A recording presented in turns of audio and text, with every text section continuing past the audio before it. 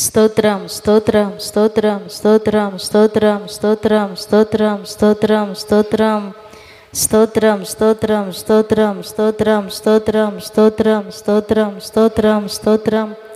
మహాపరిశుద్ధుడా, ప్రేమ కలిగిన తండ్రి, నీ కొందనాలు స్తోత్రం చెల్లిస్తున్నాము నాయనా. గడిచిన కాలం అంతా మీ సురక్షితమైన రెక్కల నీడలో దాచి ఆరోగ్యం ఇచ్చి ఆయుష్కాలమును పొడిగించి ఈ పునరుద్ధాన దినమందు నీ పరిశుద్ధమైన నామమును స్తుతించటానికి నీ సన్నిధిలోనికి మమ్మల్ని అందరినీ కూడా సమకూర్చినందుకే వందనాలు స్తోత్రం చెల్లిస్తున్నాము నాయనా. జరుగుచున్న ఈ ఆరాధన మీ చేతుల్లోనికి సమర్పిస్తున్నాం. కరెంటును సిస్టమ్ను మీరు స్వాధీనపరచుకున్నందుకే నీకు వందనాలు స్తోత్రం చెల్లిస్తున్నాం. పాటల ద్వారా వాయిద్యముల ద్వారా మీ నామానికి మహిమ తెచ్చుకోమని ప్రార్థిస్తున్నాం. ఆరాధన ద్వారా కీర్తన భాగం ద్వారా మీరే మహిమను పొందమని ప్రార్థిస్తున్నాము తండ్రి. సాక్ష్యముల ద్వారా మీ నామానికి మహిమ తెచ్చుకునండి అయ్యా, నీకు స్తోత్రం చెల్లిస్తున్నాం. మందిరములో అడుగు పెట్టుచున్న ప్రతి బిడ్డను కూడా మీరు ఆత్మ స్వాధీనంలోనికి తీసుకునండి. మీ సమాజంలో మీరు నిలిచి ఉన్నారన్న భయముతో, భక్తితో, ఆత్మతో, సత్యముతో నిన్ను ఆరాధించుటకు కృప దయచేయమని ప్రార్థిస్తున్నాము నాయనా. ఎవరు ఎలాంటి బాధతో, వ్యాధితో, సమస్యతో, దయ్యపు శక్తులతో నీ సన్నిధిలోనికి వస్తున్నారు, ప్రతి హృదయాన్ని ఎరిగిన దేవానికి స్తోత్రం చెల్లిస్తున్నాము నాయనా. అయ్యా నీకు స్తోత్రం. అవసరమవుతున్న సందేశం మీ దాసుల నోట మీరు ఉంచండి. వాక్యముల నుండి ఒక్కొక్కరితో మీరు మాట్లాడండి.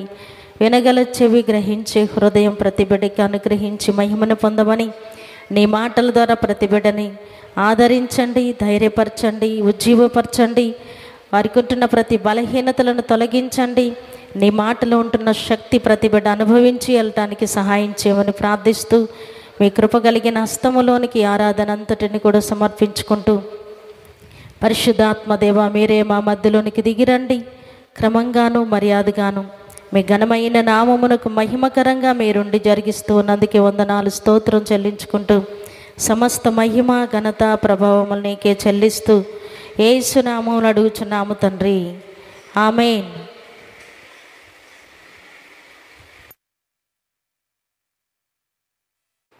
ఆదికాండం 16వ అధ్యాయం 13వ వచనం.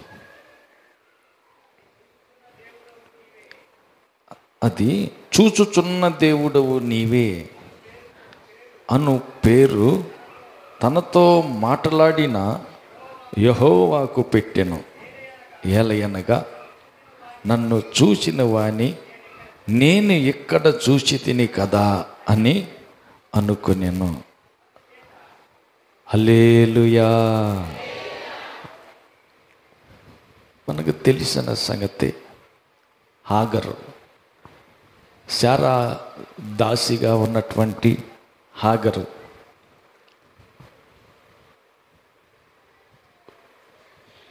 నమ్మకంగా పనిచేసినంత కాలం చేపించారు, బాగానే ఉంది. ఒక సందర్భం వచ్చింది. ఆ సందర్భంలో శారాకి సంతానం లేదు. అయితే హాగరు గర్భవతిగా ఉంది. గర్భవతి అయిన దగ్గర నుంచి తన యజమానురాల్ని చిన్న చూపు చూసింది. నాకు గర్భిణి వచ్చింది, ఆమెకి గర్భఫలం లేదు అని చిన్న చూపు చూసింది. పరిస్థితి అబ్రహాముకు చెప్పారు. ఆమె నీ చేతిలో ఉంది, నీ దాసియే కదా, నీ ఇష్టం వచ్చినట్టు చెయ్యొచ్చు అన్నారు. సరే, అక్కడి నుంచి ఆమె ఏం చేసిందంటే శ్రమ పెట్టడం మొదలుపెట్టింది. శారా హాగర్ని ఇబ్బంది పెడుతుంది, శ్రమ పెడుతుంది. ఈ శ్రమకి తట్టుకోలేక లాభం లేదని మొదలుపెట్టింది. అరణ్యంలోకి వెళ్ళిపోయింది.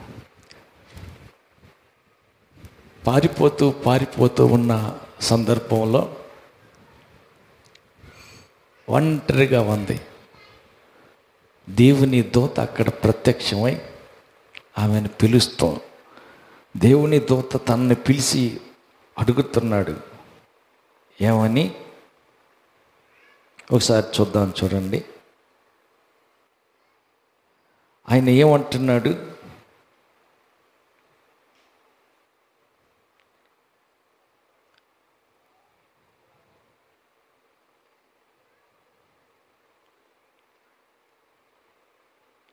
7వ వచనం. యెహోవా దూత అరణ్యములో నీటి బుగ్గ యొద్ద అనగా షూరు మార్గంలో బుగ్గ యొద్ద ఆమెను కనుగొని, శారాయి దాసివైన హాగరు, ఎక్కడ నుండి వచ్చితివి, ఎక్కడికి వెళ్ళుచున్నావని అడిగినందుకు నేను నా యజమానురాలైన శారాయి యొద్ద నుండి పారిపోవుచున్నాను. అప్పుడు యెహోవా దూత, నీ యజమానురాలి యొద్దకు తిరిగి వెళ్ళి ఆమె చేతి కింద అణిగి ఉండుమని దానితో చెప్పాను. హల్లెలూయా, హల్లెలూయా. ఆ తర్వాత కింద మాట మనం చూస్తే, మరియు యెహోవా దూత నీ సంతానమును నిత్యముగా ఆశీర్వదింపజేసేదను, అది లెక్క వీలు లేనంత విస్తారమవునని దానితో చెప్పాను. మరియు యెహోవా దూత, ఇదిగో యెహోవా నీ మొర్రను వినెను, నీవు గర్భవతి అయి ఉన్నావు, నీవు కుమారుని కని అతనికి ఇస్మాయేలు అని పేరు పెట్టుదు, అతడు అడవి గాడిద వంటి వాడు, అడవి గాడిద వంటి మనుషుడు, అతని చెయ్యి అందరి చేతులు అతనికి విరోధంగా ఉండును, అతడు తన సహోదరులందరి ఎదుట నివసించునని దానితో చెప్పగా, అప్పుడు ఆమె అంటుంది, చూచుచున్న దేవుడు నీవే, నన్ను చూచుచూ ఉన్నవాని నేను ఎక్కడ చూశానని దేవుడు చూస్తూ ఉన్న దేవుడని పేరు పెట్టడం జరిగింది. హల్లెలూయా. వాస్తవానికి దేవుని ప్రణాళికలో ఉన్నది హాగర్. అయితే జరిగింది ఏంటంటే, తనకు కలిగిన ఆశీర్వాదాన్ని బట్టి అతిశయించింది, గర్వించింది, తన్ను తాను హెచ్చించుకుంది. అందుకని స్థానాన్ని అదే స్థానంలో ఉంటూ శ్రమల పాలవటం జరిగింది. హల్లెలూయా. కొన్నిసార్లు దేవుడు మనల్ని అనారోగ్య స్థితి నుంచి ఆరోగ్య స్థితికి తేవచ్చు, అంత మాత్రాన అతిశయించకూడదు. ఆకలితో ఉన్న స్థితిలో నుంచి సమృద్ధి కలిగిన చోటుకి తేవచ్చు, అతిశయించకూడదు. ఏమీ పని బాట లేని స్థితిలో నుంచి ఒక మంచి పని దొరికి మంచి ఉన్నత స్థితికి చేరచ్చు, అతిశయించకూడదు. ఎట్టి పరిస్థితులు కూడా అతిశయించకూడదు, తక్కువ చూపు చూడకూడదు పక్కన ఎవరిని. హల్లెలూయా. శ్రమ కలిగింది కాబట్టి పారిపోతూ అరణ్యంలో కనపడింది. ఆ నీటి బుగ్గ వద్ద దేవుడు చూశాడు. ఆమె తోటి దేవుడు అంటున్న మాట ఏమంటే, హాగరు, నువ్వు తిరిగి మరలా వెళ్ళి ఏం చేస్తావు, అణిగి మణిగి ఉండు, నీ యజమానురాలు శారా చేతి కింద అణిగి మణిగి ఉండు, నేను నీ సంతానాన్ని ఆశీర్వదిస్తాను. హల్లెలూయా, హల్లెలూయా. కాబట్టి కొన్నిసార్లు ఏం జరుగుతుందంటే, కొద్దిగా శ్రమ కలిగింది, కొంచెం బాధ కలిగింది, కొంచెం ఇబ్బంది కలిగింది, కొంచెం కష్టం వచ్చింది. వెంటనే ఆలోచించేది ఏంటంటే, ఈ బంధం ఇంతటితో తెంచేసుకుందాం, నాకు వద్దు,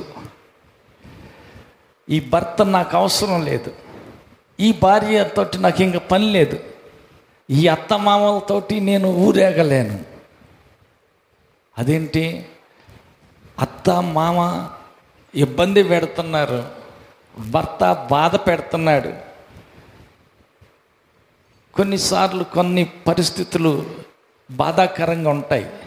అయితే మనం చేయాల్సింది ఏంటంటే, పరిస్థితిని గమనించాలి, వెంటనే బంధాన్ని తెంచేసుకుందాం, పారిపోదాం, ఎడాకులు ఇచ్చేద్దాం, వేరైపోదాం, ఇక్కడి నుంచి వెళ్ళిపోదాం అనుకోకూడదు. కొన్నిసార్లు పరిస్థితులు కూడా అట్లాగే ఉంటుంది. కన్న తల్లి ఒక కొడుకేమో సున్నం పెట్టి ఇంకొక కొడుకేమో బెల్లం పెట్టిన పరిస్థితిగా కొన్ని సందర్భాల్లో ఉంటాయి, కాదనలేను. చాలామంది చేసే పని ఏంటంటే, చిన్నవాడు కాబట్టి చిన్నోడి ఇంట్లో నేను ఉంటాను, పెద్దోడు వాడి తిప్పలాడు పడతాడు, వాడి భార్య పిల్లలు వాళ్ళు చూసుకుంటారులే అని పెద్ద కొడుకుని అతని పిల్లల్ని వాళ్ళ సంగతి పట్టించుకోకుండా ఏది తెచ్చినా అమ్మ తీసుకొచ్చి చిన్నోడి పిల్లల చేతిలో పెడుతుంది. పక్కనే ఉన్నాడుగా పెద్దోడు, వాడి పిల్లలు పక్కనే ఉన్నారుగా, ఈమె కడుపులో నుంచి వచ్చిన వాళ్ళేగా వాళ్ళు, అవును తన మనవాళ్ళే కదా, వీళ్ళకి ఇచ్చింది కాస్త ఒకరం తుంచి ఆ పక్కన ఉన్న వాళ్ళకి కూడా పెడితే బాగుండు, వేరు బంధం చేయటం జరుగుతుంది. అందువల్ల చూస్తూ మా అమ్మ చూసావా ఏదో తెచ్చుకుంది, చిన్నోడి పిల్లలకే పెడుతుంది, నా పిల్లలకి కన్ను పెడుతున్నాను, ఏమన్నా తుంచి ఒక్క మొక్కన్న ఎత్తదేమో లేదు, ఇట్లా బాధ కలుగుతుంది. హల్లెలూయా. కాబట్టి వేరు బంధం చేసి వాళ్ళని ఎడవం పెట్టి కష్టాలు కొని తెచ్చుకునేది మనమే. చిన్నోడు కదా అని చెప్పి రంగుల అంగి కుట్టి పెట్టాడు, అతి ప్రేమ చూపించాడు, అందరూ ద్వేషించాడు. ఈరోజు చిన్నోడు అందరి చేత ద్వేషించబడటానికి కారణం తండ్రి ప్రేమ చిన్నోడి మీదకే ఎక్కువ పోతుంది. ప్రేమ ఎక్కువైన కారణాన రంగుల అంగి చిన్నోడికే కొని పెట్టాడు, కానీ మిగతా 11 మంది కొడుకులకి రంగుల అంగి కొని పెట్టలా. హల్లెలూయా. అందువల్ల మిగతా అన్నలందరికీ అతని మీదే ద్వేషం. అందరూ ద్వేషించటానికి కారణం తండ్రి కడగొట్టోడు కదా, చిన్నోడు కదా, పోనీలే నేను చూడకపోతే వాడిని నేను ఎత్తుకోకపోతే ఇంకెవడు ఎత్తుకుంటాడని ఎక్కువ ప్రేమ చూపించినందువల్ల అందరూ ద్వేషించటానికి కారణం తండ్రి ప్రేమలో ఏమంటారు, వలపాక్షమా పక్షపాతమా? హల్లెలూయా. పక్క వాళ్ళతో చెప్పండి, వందనాలు, నీ పిల్లలందరూ సమానమే, నువ్వు కన్న పిల్లలందరినీ సమానంగా ప్రేమించు, నీ కోడళ్ళందరికీ సమానంగా ప్రేమ పంచు. హల్లెలూయా. కాదులే మా అన్నయ్య కూతురుని చేసుకున్నా, దగ్గర చుట్టం, అందువల్ల ఈ పిల్లకి ఏదన్నా మంచి కూర వండుకున్నా, ఏదన్నా పండగ చేసుకున్నా సాటున గిన్నెడు తీసుకెళ్ళి ఆ పిల్లకి పెట్టుకుంటాను, కానీ అమ్మా ఇట్రా అని పిలిచి లోపల కూర్చోబెట్టిన సాటును తలుపేసి ఈ పిల్లకి పెట్టుకుంటుంది, కానీ ఆ పిల్ల సంగతి వదిలేయటం జరుగుతుంది. అప్పుడేం జరుగుతుంది? ఏంటక్క ఇప్పుడు దాకా అక్కడే ఉన్నారు, ఏం చదువుతుంది అత్త? ఏం లేదులే అమ్మాయి, ఏందో కథలే, ఏం లేదు అత్త అరిసెలు వండుకుందగా కూర్చోబెట్టి 4 అరిసెలు నాకు ఇచ్చింది, తినేసి వచ్చా, అదే సంగతి, సరేలే పో. హల్లెలూయా. శివమ్మ పక్కన ఆమెకు కోపం రాదు? తోడు కోడలు లేక 4 అరిసెలు ఈ కోడలకు పెట్టినప్పుడు ఆ కోడలకు 2 అరిసెలన్నా ఇచ్చేస్తే ఇద్దరికి తేడా చూపిస్తున్నావు, కరెక్టే. ఆ అమ్మాయిని అటు బానిచ్చి మళ్ళీ ఏమని కూడా పిలిపించి ఆమెకు 4 దీన్ని పెట్టి పంపించావు, ఈ పిల్లకి 2 అన్న ఇస్తే బాగుంటుంది కదా. అసలు ఇకపోతే ఏమకి బాధ ఉంటుందా లేదా? భేదం చూపటం వల్ల, ప్రేమలో భేదాభిప్రాయం చూపటం వల్ల కష్టాలు మనమే కొని తెచ్చుకున్నట్టయింది. హల్లెలూయా. ప్రేమగా చూసే కోడలేమో చుట్టం కదా, బంధం తెగుద్దని బంధుత్వం అమ్మాయిని చేసుకుంటే ఆమె పట్టించుకోవటల్లా, ఆమె ఎక్కడికో పోయింది.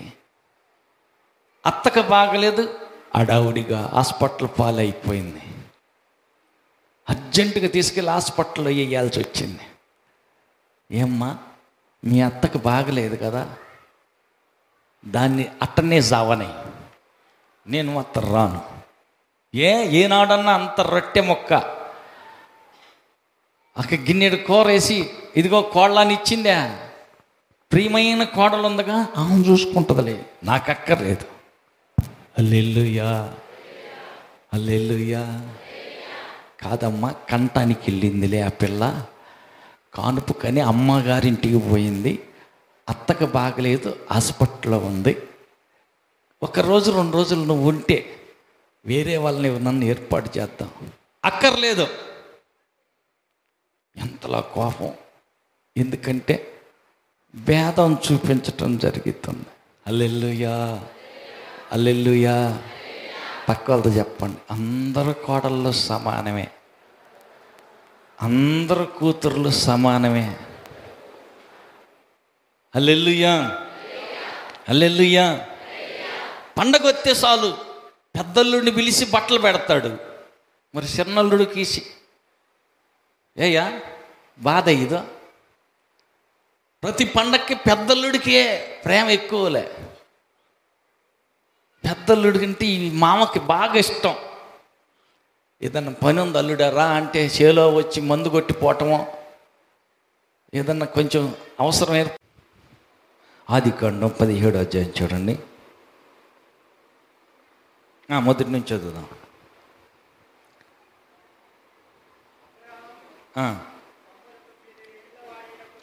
అబ్రహాము 99 ఏండ్ల వాడైనప్పుడు యెహోవా అతనికి ప్రత్యక్షమై, నేను సర్వశక్తి గల దేవుణ్ణి, నా సన్నిధిలో నడుచుచు నిందారహితుడివై ఉండుము, నాకును నీకును మధ్య నా నిబంధనను నియమించి నిన్ను అత్యధికంగా అతనితో చెప్పాను. అబ్రహాము సాగిలపడి ఉండగా దేవుడు అతనితో మాట్లాడి, ఇదిగో నేను నియమించిన నా నిబంధన నీతో చెప్పి ఉన్నాను, నీవు అనేక జనములకు తండ్రి వగుదువు, మరియు ఇక మీదట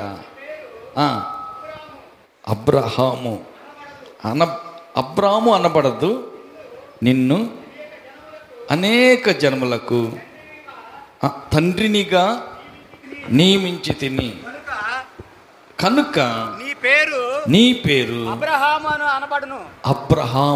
అనబడును, నీకు అత్యధికముగా సంతాన అభివృద్ధి కలుగజేసేదను, నీలో నుండి జనములు వచ్చునట్లు నియమించెదను, రాజులను నీలో నుండి వచ్చెదరు, నేను నీకును నీ తర్వాత నీ సంతానమునకును దేవుడునై ఉండునట్లు నాకును నీకును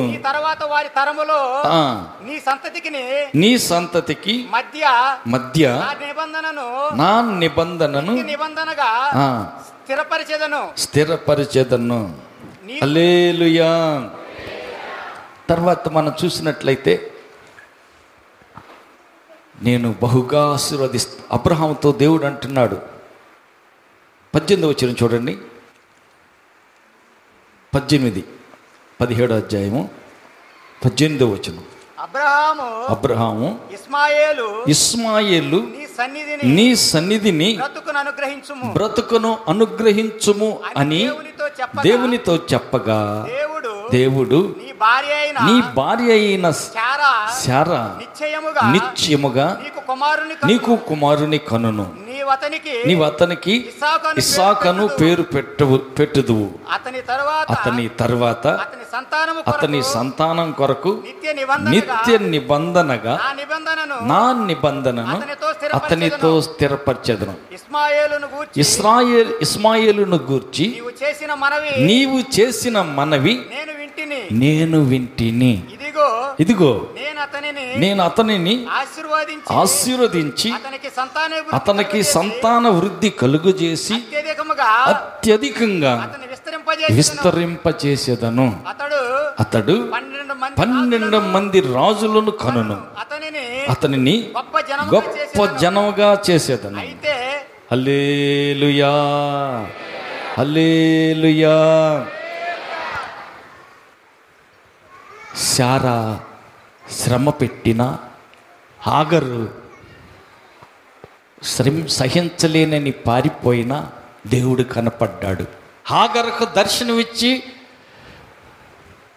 ఆజ్ఞాపించాడు, మరలా దగ్గరికి వెళ్ళిపో, లోబడి ఉండు, నిన్ను ఆశీర్వదిస్తాను, నిన్ను దీవిస్తాను, నీ సంతానాన్ని వృద్ధిపరుస్తాను అని అంటే ఆమె లోబడింది.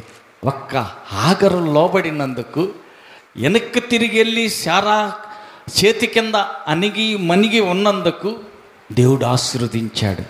అంతేకాదు, అబ్రహాం ప్రార్థన చేశాడు. ఇప్పుడు మనం చదివాం కదా, ఆ ఇస్మాయేలును గూర్చిన ప్రార్థన నేను విన్నాను, నీ ప్రార్థన నేను ఆలకించాను, నిశ్చయముగా హాగరు సంతానం ఇస్మాయేలుని నేను ఆశీర్వదిస్తా, అత్యధికంగా ఆశీర్వదిస్తా అని దేవుడు ఆమెను ఆశీర్వదించాడు. ఇస్మాయేలు సంతానం అంతటిని ఆశీర్వదించాడు. ఎంత ఆశీర్వాదం అంటే, ఈరోజు ప్రపంచ దేశాల్లో ఎక్కువ ఆస్తి కలిగిన ఉన్నత స్థితిలో ఉన్నటువంటి వాళ్ళు ఎవరాన్ని చూస్తే ఎక్కువ ఈ ముస్లిం దేశాల్లోనే. అక్కడ జరిగిన సంగతి ఏంటంటే, అక్కడ బైబిల్ చదువుతూ ఉన్నాడు ఒక ఆయన. చదువుతూ ఉంటే అక్కడ ఒక విషయం బయటపడింది. బాలుడైనటువంటి మోషేని ఒక జమ్ము పెట్టెను తయారు చేసి దానికి లక్క పూసాడంట. లక్క పూసి ఆ జమ్ము పెట్టెలోకి నీళ్లు రాకుండా జమ్ము పెట్టి చేసి దానికి లక్క పూసి అందులో గుడ్డ పరిసేసి బాలుడైన మోషేని అందులో పెట్టి నెల మీద నైలు నదిలో విడిచిపెట్టడం జరిగింది. ఆ సంగతి చదివాడు. హల్లెలూయా. ఆ సంగతి బైబిల్లో చదివాడు అతను. లక్క పూస్తే నీళ్లు లోపలికి రావు, మోషే క్షేమంగా ఉంటాడు. కాబట్టి ఇంకా జరిగిన సంగతి తెలిసిందే కదా. ఫరో కుమార్తె స్నానానికి అక్కడికి వచ్చుద్ది. అక్క మిరియాం చేసిన ఐడియా, స్నానానికి వచ్చిన ఆమె బాలుడైన పిల్లోడిని మోషేని తీసుకెళ్ళి సాక్కుంటుంది, రాజభవంతిలో పెరుగుతాడు, క్షేమంగా ఉంటాడని లక్క పూసినటువంటి జమ్ము పెట్టెలో పెట్టి బాలుడు మోషేని నైలు నదిలో వదలటం చదివాడు. ఆ చదివిన ఆయన ఏం చేశాడంటే, లక్క దొరికిందంటే ఇక్కడ పెట్రోల్ దొరుకుద్ది. ఈ లక్క ఎక్కడి నుంచి వస్తుందంటే డీజిలు పెట్రోలు మడ్డి అయిపోయిన దాని తర్వాత అదే ఈ తారు ఇవన్నీ. ఈ తారు లాంటిది ఇక్కడ కనపడిందంటే ఈ ఏరియాలో పెట్రోల్ ఉంటుంది అని ఈ బైబిల్ చదువుట ద్వారా అతనికి అర్థమైంది. ఇక అప్పుడు ఆశీర్వాదం ఎలా పొందాలో అర్థం చేసుకొని తవ్వటం మొదలుపెట్టారు. తవ్వితే ఇక్కడ మనం బోరెత్తే నీళ్ళు ఎట్టొస్తాయో ఆ అరబ్ కంట్రీలు ఇస్మాయేలీ యొక్క సంతానం వారు ఉన్నటువంటి ఆ ఏరియా మొత్తంలో అక్కడే మొట్టమొదట లోపలికేసి తవ్వితే పెట్రోల్ బయటకు వస్తుంది, ఒక చోట డీజిల్ బయటకు వస్తుంది. ఇవి ఎన్ని తారు పెట్రోలు డీజిల్ ఎన్ని అక్కడి నుంచే వస్తుంది. ఈ పెట్రోల్ తీసి ప్రపంచ దేశాలన్నిటికీ సప్లై చేస్తుంది వాళ్ళే, ఇస్మాయేలు సంతానం. ఈ రోజున కోటీశ్వరులు అయిపోయారు. హల్లెలూయా. ఎంత కోటీశ్వరులు అంటే, ఆ ఇస్మాయేలీల్ని దేవుడు ఆశీర్వదిస్తానని చెప్పాడు కదా, వాళ్ళు ఎంత ఆశీర్వదించాడంటే బయటికి వెళ్ళి కూర్చునే పీట ఉంటుందే, లెట్రూమ్ పీట, ఎత్తు పీట, ఆ పీట కూడా బంగారంతో. నీళ్ళు పట్టుకునే ట్యాప్ ఉంటుంది, ట్యాప్ కూడా బంగారంతో. హల్లెలూయా. తినే కంచాలు బంగారమే, పండుకునే మంచాలు బంగారమే. అంత ఆశీర్వాదం వాళ్ళకి వచ్చింది. హల్లెలూయా. ఒక్క హాగరు యొక్క విధేయత వల్ల, ముందు కొంచెం తలబిరుసుగా అవిధేయత చూపించిన, యజమానురాల్ని చిన్నచూపు చూపించిన, లోబడింది. ఒక్క వ్యక్తి లోబడితే, ఒక్క వ్యక్తి విధేయత చూపితే ఎంత ఆశీర్వాదమో చూసారా. హల్లెలూయా. పక్క వాళ్ళతో చెప్పండి, లోబడు, ప్రతి చిన్నదానికి లోబడు. నీ విధేయత, నీ లోబడే స్వభావం నిన్ను ఉన్నత స్థితికి తీసుకెళ్తుంది. నీ అవిధేయత అనేక అనర్థాలకు దారి తీస్తుంది. మరి ఏం కావాలి? ఏం చేస్తావు? హల్లెలూయా. హాగరు విధేయత చూపించింది. హల్లెలూయా. ఆమె అన్న మాట ఏంటంటే, నన్ను ఎవరు చుట్టల్లా, నేను వ్యతిరేకించి నా యజమానురాల్ని నేను చిన్న చూపు చూసినందువల్ల శ్రమ తట్టుకోలేక పారిపోయా. నన్ను ఎవరు చూసేవాళ్ళు లేరు, నన్ను ఎవరు పట్టించుకునే వాళ్ళు లేరు. ఏకాకినైపోయా. నన్ను ఎవరు చూడలేదు, ఎవరు పలకరించటం లేదు. కొన్నిసార్లు మన స్థితి కూడా అంటాగే ఉంటుంది. మనకి ఏదన్నా రోగం వచ్చిందనుకో, ఎవరు మనల్ని చూడరు. హల్లెలూయా. ఏమో పలకరిద్దామని పోతే 10 రూపాయలు అడుగుతారేమో, లేపి కూర్చోబెట్టు అంటారేమో. హల్లెలూయా. కొంచెం మంచినీళ్ళు, కొద్దిగా అన్నం ఉందట్టుకుంది అందులో వేసి పెట్టి అడుగుతారేమో. అందుకని ఎవరు రారు. వ్యాధి కారణం చేత అందరి చేత విడిచిపెట్టబడ్డ స్థితే కావచ్చు. కొన్నిసార్లు ఆర్థికంగా లోబడి కుంగిపోయిన స్థితి అయినప్పుడు నీ దగ్గర ఏ డబ్బులు లేవు కాబట్టి అట్లాంటి పరిస్థితిలో నిన్ను ఒంటరిగా విడిచిపెట్టచ్చు.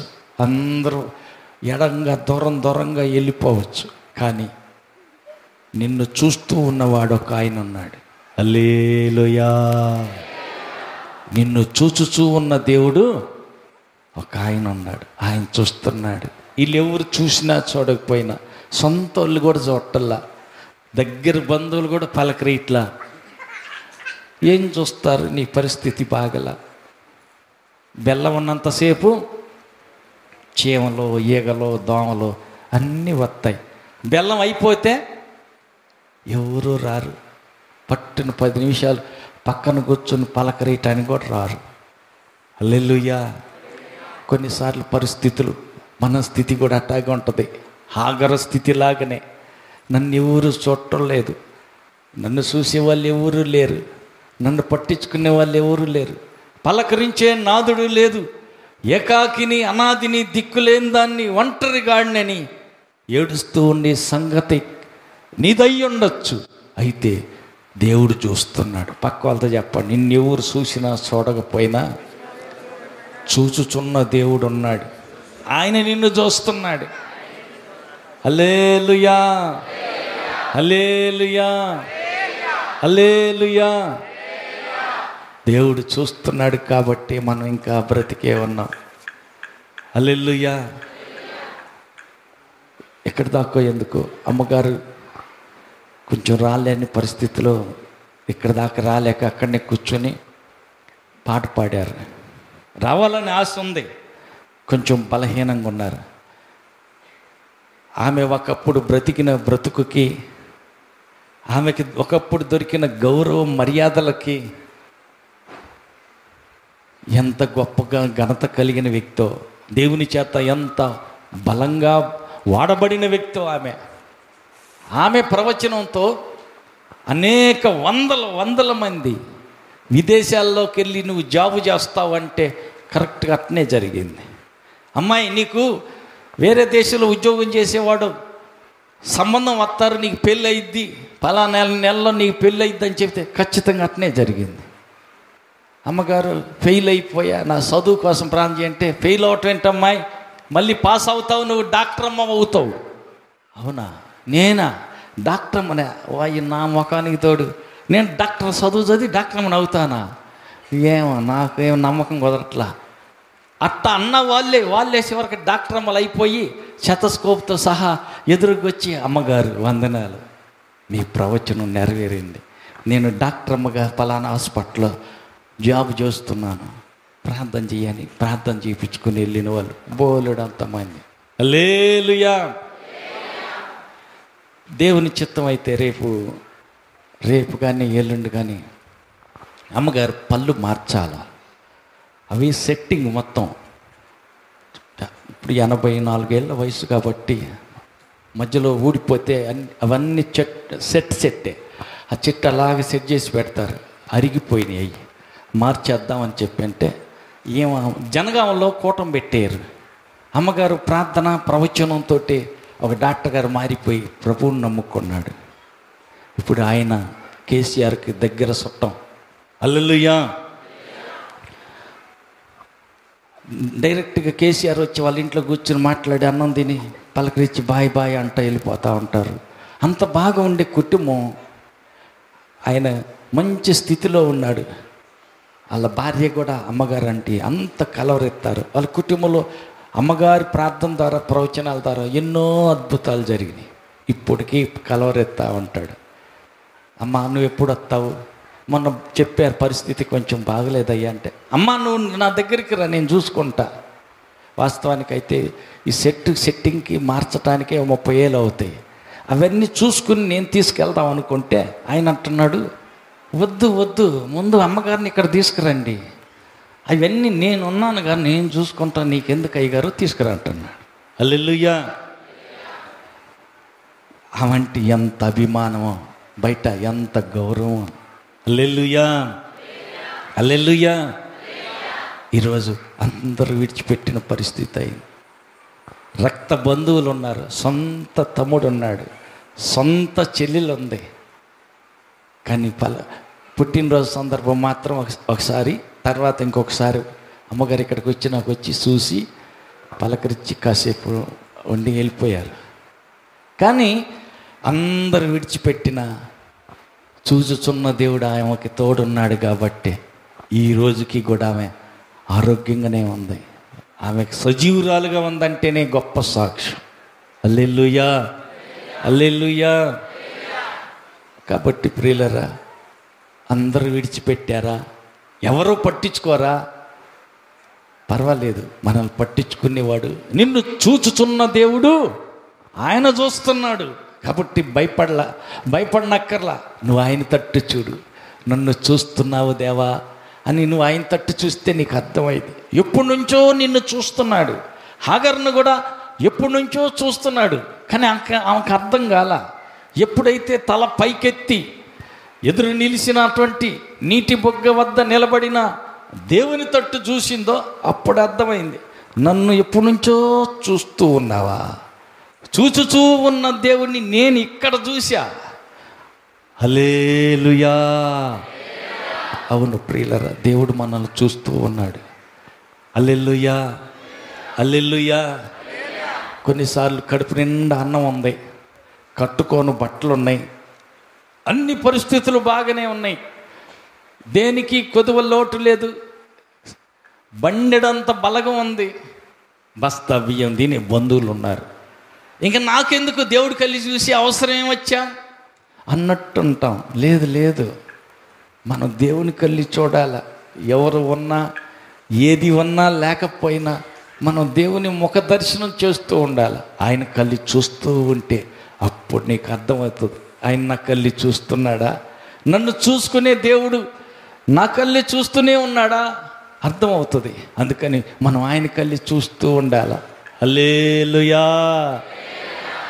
చూచుచూ ఉన్న దేవుడు ఆయన చూసి నీ స్థితిని చూసి వదిలిపెట్టి దాటిపోడు. హల్లెలూయా. దావీదు కుమారుడా కరుణించు అంటే కుష్టి రోగిని ముట్టి కరుణించాడు, గుడ్డివాడిని తాకి స్వస్థపరిచాడు. ఆయన చూసే దేవుడు, నీ స్థితిని చూసి నిన్ను వదిలిపెట్టడు. హిజ్కియా కన్నీరు విరుచుట చూశాడు, 15 సంవత్సరాల ఆయుష్కాలాన్ని పొడిగించి అతన్ని ఆశీర్వదించాడు. ఆయన నీ కన్నీరు చూస్తున్నాడు. ఆమేన్. నువ్వు దేవుని ఎదుట ఎంత బాధపడుతున్నావో, ఏ రీతిగా మొర్ర పెడుతున్నావో, దేని విషయం ప్రార్థిస్తున్నావో, నువ్వు ఎలాంటి బాధల్లో ఉన్నావో, ఎలాంటి కష్టంలో ఉన్నావో, ఎంత కన్నీరు కారుస్తున్నావో, నీ కన్నీరు దేవుడు చూస్తున్నాడు.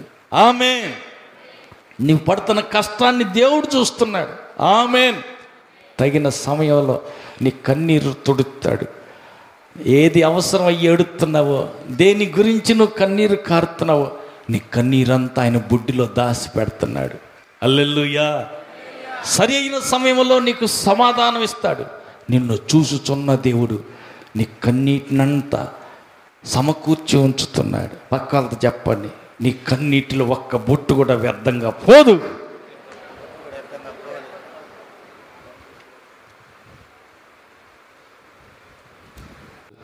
అందరు విడిచిపెట్టడమే మంచిదైంది.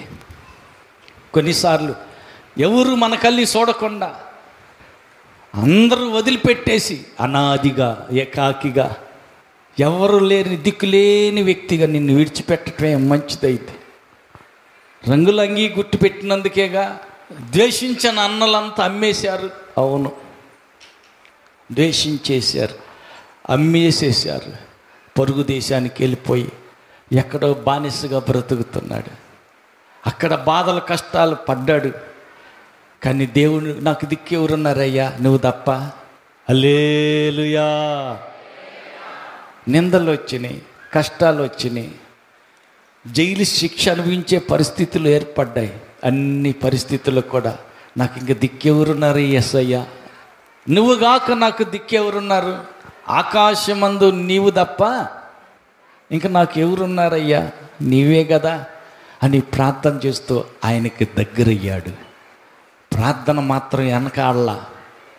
ఎంత పని ఉన్నా దేవునితో బంధాన్ని తెంచుకోవాలా. నువ్వు చూస్తున్నావు కదయ్యా నా బాధలన్నీ. అవును, చూస్తూ ఉన్న దేవుడు శ్రమలు, బాధలు, నిందలు అన్నీ మోసిన తర్వాత ఒకరోజు అతన్ని ప్రధానమంత్రి స్థానంలో నిలబెట్టాడు. ఆమేన్. కాబట్టి చూస్తూ చూస్తూ ఆయన విడిచిపెట్టడం ఒకరోజు వస్తుంది. నీ శ్రమలన్నీ ఫలితంగా నువ్వు కన్నీరు గార్చిన ఆ దినాలన్నీ లెక్కలేసి నువ్వు ఓర్చుకుని ఓపిక బట్టి కష్టపడి దుఃఖపడి నువ్వన్నిటినీ తాలుకొని నన్ను దేవుడు చూస్తున్నాడులే, ఆయనే తగిన సమయం హెచ్చిస్తాడని ఆయన చేతి కింద అణిగి మణిగి ఉంటే సరైన సమయంలో దేవుడు నిన్ను హెచ్చిస్తాడు. ఆమేన్. చూచుచున్న దేవుడు నిన్ను విడిచిపెట్టలా, నిన్ను మర్చిపోవాలా, నిన్ను వదిలిపెట్టలా, నీకు ఎడంగా లేడు. నిందపాలైనప్పుడు ఆయన నీ మీదే ఉన్నాడు, ఆయన ఆత్మ నీ మీదే నిలిచి ఉన్నది. పరిస్థితిలో ఒకసారి అట్లా అనిపిస్తే నన్ను ఎవరు పట్టించుకుని వెళ్ళలేరు, పలకరించే నాదుడే లేడు, నా కళ్ళు చూసేవాళ్ళే లేరు. లేదు ప్రియులరా, బాధపడమాకండి, ఆయన చూస్తున్నాడు. ఆమేన్. ఆయన అన్నీ రాసుకుంటున్నాడు. ఆమేన్. అన్నీ కన్నీటి బొట్టులన్నీ ఆయన బుడ్డిలో దాసి పెడుతున్నాడు. ఆమేన్. తగిన సమయం వస్తుంది, ఒకానొక రోజు ఆయన నిన్ను హెచ్చిస్తాడు. ఆమేన్. వాటన్నిటి ప్రతిఫలంగా చూచుచున్న దేవుడు నన్ను ఎంతగా హెచ్చిస్తాడని నేను అనుకోలేదని నీవే సాక్ష్యం చెబుతావు. ఆమేన్. అందరూ లేచి నిలబడదాం, చేతులు ఎత్తుదాం, కళ్ళు మూద్దాం, ప్రార్థన చేద్దాం. నన్ను చూచుచున్న దేవా, అన్ని స్థితిగతుల్లో నన్ను చూస్తూనే ఉన్నావా? ఎవరు మనుషులు నన్ను చూడటం లేదు, ఎవరు నన్ను పలకరించడానికి రావటం లేదు, ఎవరు నా వద్దకు వచ్చి నన్ను ఓదార్చటం లేదు. ఎలా ఉన్నావు, ఏం చేస్తున్నావు, తిన్నావా లేదా అని కూడా పలకరించే మనిషి కూడా లేకపోయేనే, ఏకాకినైపోతిని, ఎవరూ లేరే. నాకున్న వ్యాధిని బట్టి, నాకున్న సమస్యను బట్టి, నాకున్న రోగాన్ని బట్టి, నాకున్న అప్పులను బట్టి అందరూ విడిచిపెట్టి ఎడవైపోతే ఎవరూ లేరా అని, నన్నెవరు చూడటం లేదని కృంగిపోతున్నావా? దేవుడు అంటున్నాడు, నేనే నిన్ను చూసుచున్న దేవుడును, తగిన సమయంలో నిన్ను హెచ్చించే వరకు బలిష్టమైన నా రెక్కల నీడన కనిపెట్టుకుని ఉండు.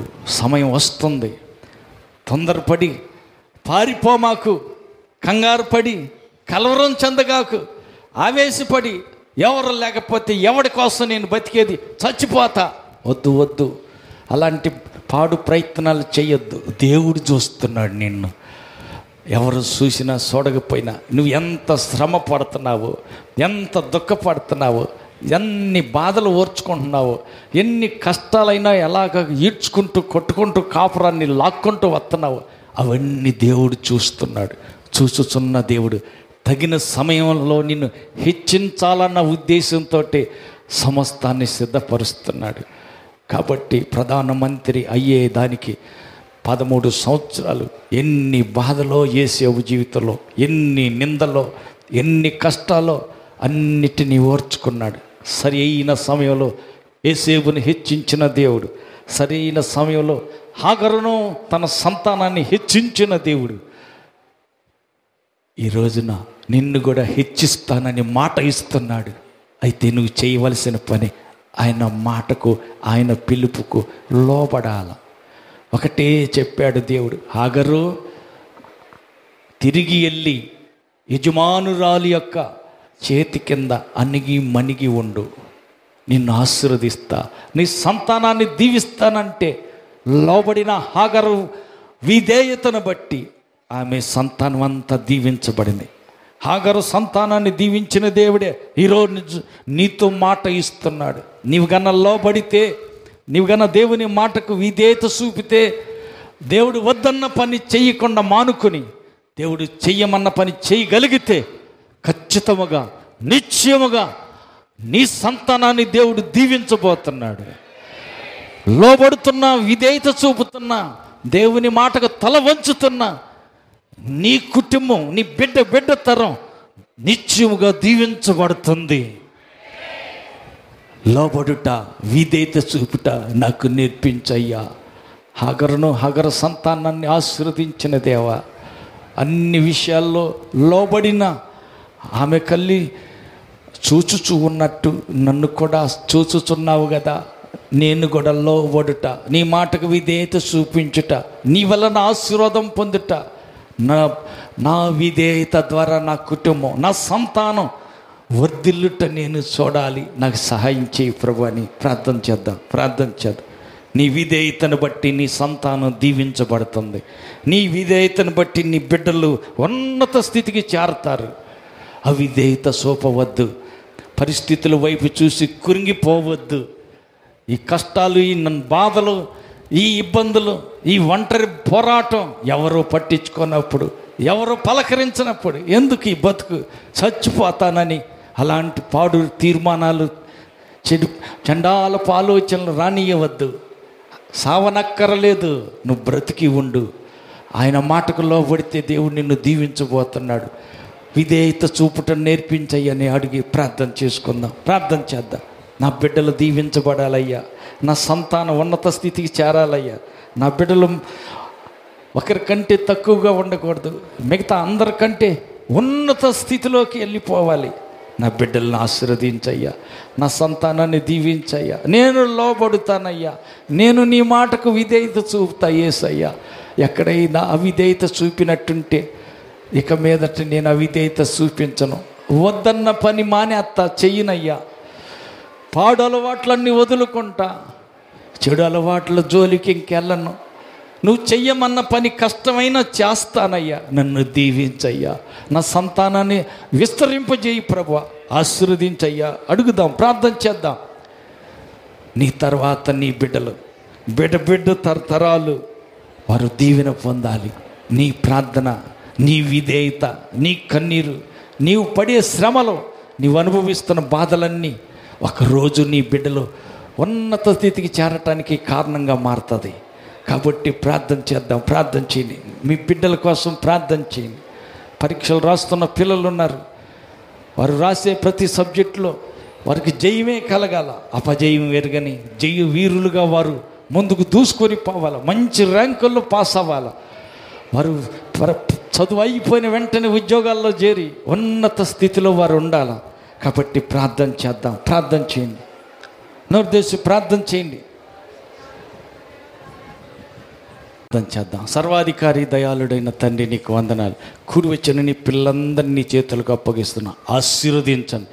నిశ్చయముగా హాగరు విధేయతను బట్టి యజమానురాలు చేతి కింద అణిగిమణిగి ఉండుటను బట్టి దేవుని ఆజ్ఞకు లోబడిన హాగరు సంతానాన్ని ఆశీర్వదించినట్టు నీ బిడ్డలకొక్కరిని ఈరోజు ఆశీర్వదిస్తానని విధేయత చూపే నీ మాటకు లోబడేటువంటి బిడ్డల్ని ఆశీర్వదిస్తానని వాగ్దానం చేసినందుకు నీకు వందనాలయ్యా. ఆ రీతిగా హాగరుకి ఇవ్వబడిన ఆశీర్వాదం ప్రతి ఒక్కరూ విధేయత చూపి, దేవా నీ వద్దన్న పని చేయక మాని నువ్వు చేయమన్న పని చేస్తూ నీకు విధేయులై హగర పొందిన ఆశీర్వాదాన్ని బిడ్డలు ఒక్కొక్కరు అనుభవించుదురుగాక. ప్రభు బిడ్డలు చేపెట్టుకున్న స్థలంలో ఉన్న అది ఏ వ్యాధి అయినా, ఏ రోగమైనా, ఏ సమస్య అయినా యేసునామములో బిడ్డలు విడిచి వెళ్ళిపోవునుగాక. పరీక్షలు రాస్తున్న పిల్లలు జ్ఞానవంతులై చక్కగా రాసి ఘన విజయం పొందుకొందురుగాక. మూయబడిన ప్రతి గర్భం యేసునామములో తెరబడునుగాక. సంతానం లేని వారంతా సంతుకలవారై బిడ్డలెత్తుకుని నిన్ను ఘనపరచుదురుగాక. ప్రభు నీ బిడ్డల చేతిలో నూనె ఆశీర్వాదంగా మార్చబడునుగాక. ఆ నూనె ఎవరికి వాడినా, ఏ వ్యాధికి వాడినా జయం, స్వస్థత, విడుదల, వెంటనే విజయం పొందుకొందురుగాక. ప్రభు కూడి వచ్చిన బిడ్డలందరినీ దీవించండి, ఆశీర్వదించండి. అర్పించబోతున్న కానుకలను, వారు తినబోతున్న ఆహార పదార్థాలను పరిశుద్ధపరచండి, దీవించండి. వారికి ఇచ్చిన వస్తు వాహనాల చుట్టూ మీ దోత కాపుదల ఉంచండి. పాడి పశువుల్లో, పంట పొలాల్లో, రెక్కల కష్టార్జితలో, చేతి వృత్తిలో బిడ్డలకొక్కరు దీవెన పొందుకొందురుగాక. దూర ప్రాంతాలు ప్రభు నీ బిడ్డలు పనులకి వెళ్ళి ఉండగా పనులన్నీ ముగించుకుని క్షేమంగా తిరిగి ఇంటికి వచ్చు పర్యంతం నీ సన్నిధి సహవాసం నీ బిడ్డలందరికీ తోడయ్యుండి నడిపించునుగాక. ఉచితమైన నీ కృపతో బిడ్డలకొక్కరిని జ్ఞాపకం చేసుకొని ఇదేనా ఆశీర్వాదాలతో దీవెనతో దీవించి పంపమని కోరుకుంటూ సమస్త ఘనత, మహిమ, ప్రభావాలు మీకు మాత్రం చెల్లిస్తూ మహిమతో మధ్యాకాశానికి రానున్న మా ప్రభువును రక్షకుడైన యేసు నామములో ప్రార్థించి వేడుకుంటున్నాం తండ్రి. మన ప్రభువైన యేసుక్రీస్తు కృపయు, తండ్రి అయిన దేవుని ప్రేమయు,